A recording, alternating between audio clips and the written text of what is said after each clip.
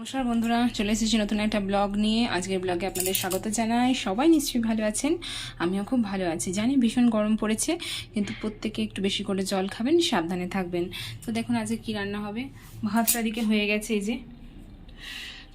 আর এখানে এই যে ডাল সিদ্ধ করে নিয়েছি। তো ডালটা মাখবো, এই যে পেঁয়াজ কুচি করেছি, একটু শুকনো লঙ্কা ভেজে কাঁচা তেল দিয়ে মাখবো। আর এই যে উচ্ছেটা ভাজবো। উচ্ছে ভাজা দিয়ে প্রতিদিন ভাতটা খেতে বেশ ভালোই লাগছে। উচ্ছেটা একটু কড়া করে ভাজি। আর এই যে কটা পটল ছিল, পটলগুলো পেকেও গেছে। তো এই পটল দিয়ে তরকারি করে নিয়েছি, বলছি তরকারি করবো। এই যে মশলাটা বেটে নেবো। তো চলো ততক্ষণ করে নিই, তারপরে আবার কথা হবে। আলু পটলটা নিয়ে নিচ্ছি, একটু ভাজা ভাজা করে নিই, তারপরে মশলা দেবো, এটা দেবো। আর এই যে এখানে কাঁচা পেঁয়াজ, সর্ষের তেল আর শুকনো লঙ্কা দিয়ে দিয়েছি, এটা এক্ষুনি মাখবো, নুন দিয়ে দিয়েছি। তারপরে উচ্ছেটা লাস্টে ভাজবো। তো চলো ততক্ষণ করে নিই। পটলের তরকারি মশলাটা কষা হয়ে গেছে পুরো। এবার জল দিয়ে দেবো, মশলা ধোয়ার জলটা। আর এদিকে এই দেখো ডালটা সুন্দর করে মেখে দিয়েছি। এই ডাল মাখাটা দিয়েই ভাত খাওয়া হয়ে যাবে, এত সুন্দর মাখা হয়েছে। তো চলো তরকারিতে জলটা দিয়ে দিই, তরকারিটা ফুটে যাক।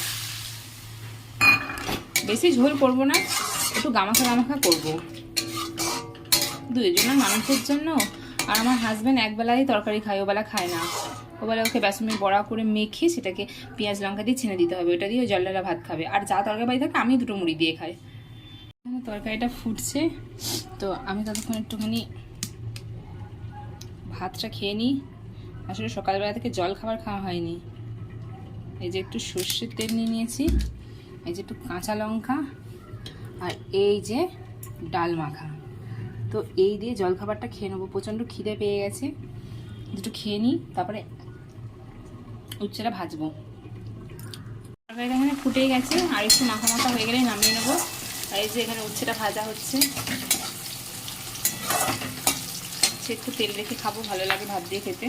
তো চলো রান্নাটা করে নিই। তো আজকের ব্লগ এই পর্যন্তই।